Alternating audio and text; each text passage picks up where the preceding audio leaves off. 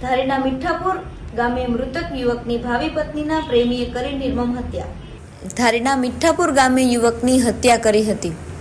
મૃતક યુવકની ભાવિ પત્નીના પ્રેમીએ નિર્મમ હત્યા કરી હતી.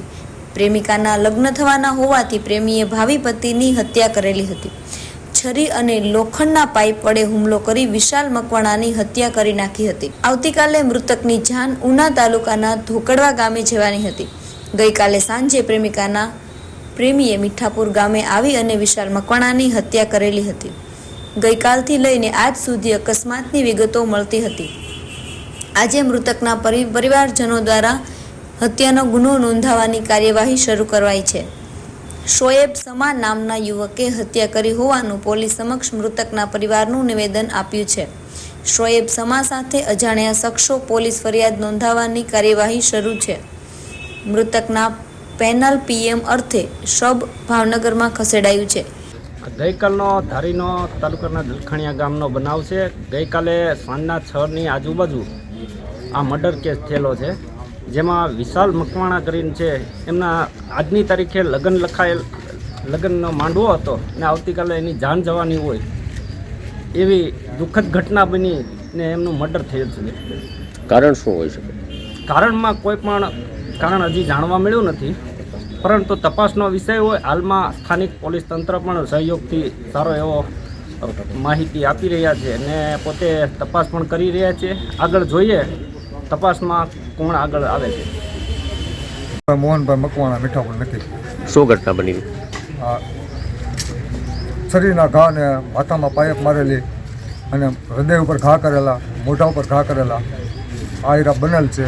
સરકાર પાસે મારે ન્યાય ખાતા પાસે લેવો. સરકારે બહુ મને ન્યાય દે. મારા દીકરા આ થઈ ગયું છે, આ ઘટના બની છે. કા એને ફાંસીની સજા, કા આજીવન જેલ પડી છે. અને શા માટે આવું થયું, શું કહેશો? એના પરિવારમાં સહારવેલમાં છોકરી બાબતથી આ હતું ને મારો દીકરો નિર્દોષ આ કેસ બન્યો છે. છોકરાનું નામ શું છે? વિશાલભાઈ. આખું નામ? વિશાલભાઈ મુન્નાભાઈ મોહનભાઈ. વિશાલભાઈ મોહનભાઈ મકવાણા. તો અત્યારે અહીંયા પીએમ માટે લાવ્યા છો, તો હવે તમે પાછા ભાવનગર લઈ જવાનું કહો, શા માટે? ભાવનગર મારે છોકરાનું પીએમ પાકું જોઈએ છે. ધારી પોલીસ સ્ટેશન એરિયાની અંદર 20 તારીખે એક બનાવ બનેલ છે કે જેની ફરિયાદ 21 તારીખે જાહેર થયેલી છે. અને આ જે ફરિયાદ છે, આ જે ગુનો છે તેના ફરિયાદી છે મુન્નાભાઈ ઉર્ફે મનોજભાઈ. હવે આ જે મનોજભાઈ છે એના દીકરા વિશાલના લગ્ન અહીંયાની એક છોકરી રૂપલની સાથે નક્કી થયેલા હતા, બરાબર. અને આ વિશાલ અને રૂપલના 2 દિવસ બાદ લગ્ન લેવામાં આવેલ, પરંતુ અહીં આ ગુનાના કામના જે આરોપી છે, આરોપી નંબર 1 શોએબ, કે જે ખડાધાર ખાંભાનો વતની છે, એને આ રૂપલબેન સાથે પ્રેમ સંબંધ હોય અને આ જે વિશાલ સાથે રૂપલના લગ્ન થવાના હતા જે નક્કી થયેલ, જે આ આરોપી નંબર 1 છે એને ન ગમતું, એટલે એણે આ જે મરણ જનાર વિશાલ છે એને ઇન્સ્ટાગ્રામમાં જાનથી મારી નાખવાની ધમકી આપેલ. અને ત્યારબાદ દલખાણીયાના ગામની સીમમાં તેને બોલાવીને તેને મરણતોલ ઈજાઓ આપેલ છે. અને આની સાથે એણે બીજા કોઈ એના ફ્રેન્ડને પણ બોલાવેલ છે, બરાબર. તો આ બંને આરોપી નંબર 1 અને આરોપી નંબર 2 બંને સાથે મળી અને આ જે છોકરી છે રૂપલબેન, એના જે મંગેતર કે જે આ ગુનાના જે મરણ જનાર છે વિશાલ, એનું મોત નિપજાવી નાખેલ છે.